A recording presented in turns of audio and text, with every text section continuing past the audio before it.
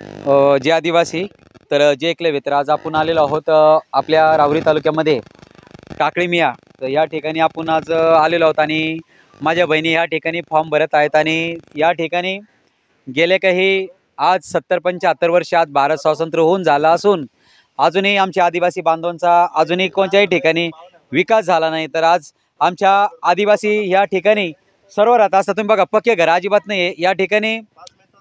अजून यांना कुठलेही घरकुल असेल व कुठलीही सरकारी योजना असेल कुठलेही काही या ठिकाणी यांना मिळत नाही। तर तुम्हाला म्हातारे नळपट्ट्या वगैरे काही भेटते का? असं का? म्हणजे ग्रामपंचायत नळपट्ट्यात येते पण घरात येत नाही। मग ते काय म्हणतात जागा?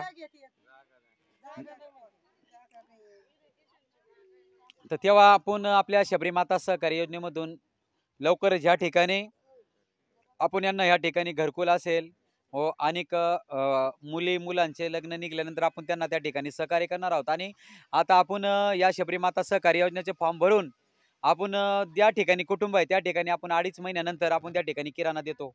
किराणा का की आपण सांगितलेल्या नियमानुसार त्या पद्धतीने आपण किराणा आपल्या आदिवासी बांधवांना पहिला देतो का की आपल्या आदिवासी बांधवांना कसं होतं विश्वास नसतो। खूप लोकांनी फसवले, खूप लोक आपल्या आदिवासी लोकांना फसवतात।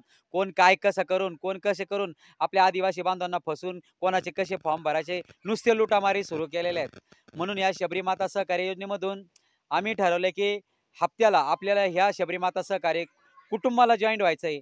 एक जणांनी हप्त्याला 10 रुपये भरायचे आहेत। अशा पद्धतीने आम्ही ही योजना महाराष्ट्रभर राबवणार आहोत आणि महाराष्ट्रामध्ये सर्व आदिवासी बांधवांना या योजनेचा लाभ कसा मिळेल त्याच्यासाठी आम्ही सर्व महाराष्ट्रभर आम्ही फॉर्म भरत फिरत आहोत।